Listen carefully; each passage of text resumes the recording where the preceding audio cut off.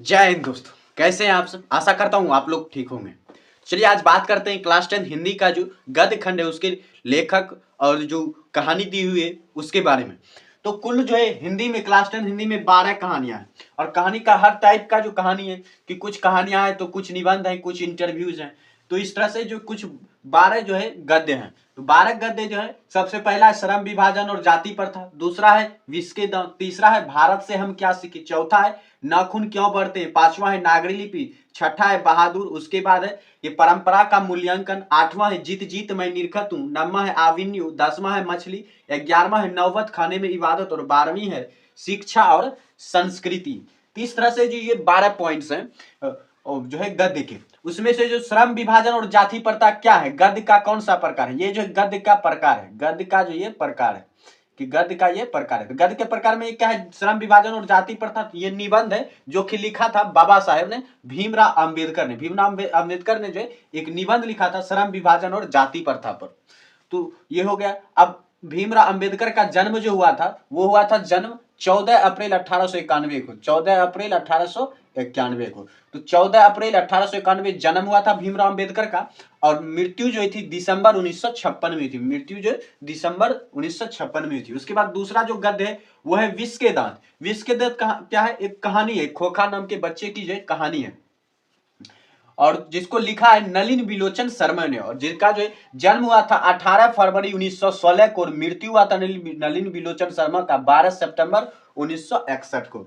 उसके बाद है कि भारत से हम क्या सीखे, ये क्या है, तो भारत से हम क्या सीखे ये एक भाषण है जो कि मैक्स मुलर ने दिया था। मैक्स मुलर ने एक स्पीच दिया था जिसका नाम है भारत से हम क्या सीखे और जिनका जन्म हुआ था 6 दिसंबर 1823 और मृत्यु हुई थी 18 अक्टूबर 1900 ईस्वी को।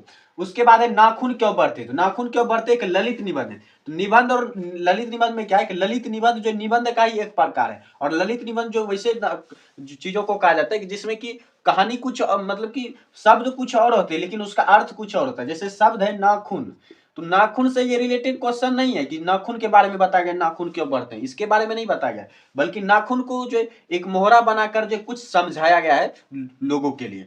तो इसलिए जो वैसे निबंध को बोला जाता है ललित निबंध की जिसका जो समझ जो उसके आत्मा में डूबी थी। यानी नाखून पर हम अटके रहेंगे कि नाखून क्यों बढ़ते रहते, तो ये साइंस का क्वेश्चन हो जाएगा। लेकिन ये हिंदी का क्वेश्चन है कि नाखून क्यों बढ़ते, क्योंकि इसमें जो नाखून क्यों बढ़ते हैं उसके गुण को लेकर जो इसकी तुलना मनुष्य से की गई है, तो इसलिए हो जाता है ललित निबंध। और नाखून क्यों बढ़ते हैं क्या है, गद्य का प्रकार ललित निबंध और जिसको लिखा था हजारी प्रसाद द्विवेदी ने और जो इसका जन्म हुआ था हजारी प्रसाद द्विवेदी का 19 अगस्त 1907 को और 19 मई 1979 को जिनकी मृत्यु हो गई थी। उसके बाद है नागरी लिपि।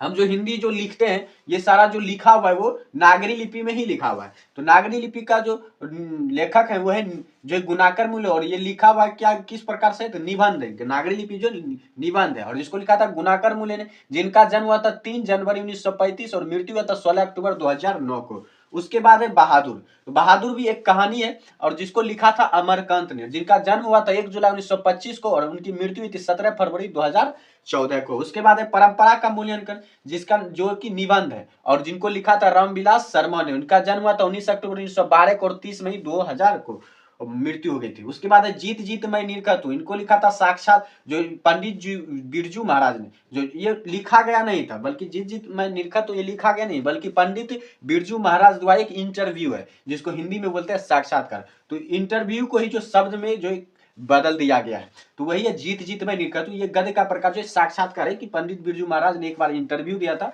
और उसी को जो आज हम लोग पढ़ रहे हैं और किताब के रूप में। और ये जो है उनका जो जन्म हुआ था 4 फरवरी 1938 को और इनकी मृत्यु जो 2022 में हुई थी 17 जनवरी 2022 को। उसके बाद है आविन्यो। तो आविन्यो जो एक ललित रचना है, जैसे ललित निबंध उसी तरह रचना है कि कहानी बाय पॉइंट जो जो कहानी समझाई जाती है उसे हम रचना कहते हैं।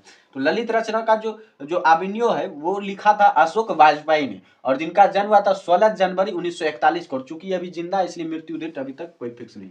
उसके बाद है मछली।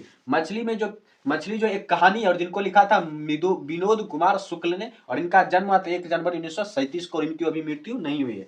उसके बाद है नौबत खाने में इबादत और ये व्यक्ति चित्र यानी कि किसी व्यक्ति को लेकर जो है उनके चरित्र का वर्णन किया गया है और जिनको जो लिखा है वो है यतीन्द्र मिश्र। इनका जन्म जो 1977 में हुआ था, इनकी मृत्यु अभी नहीं हुई है।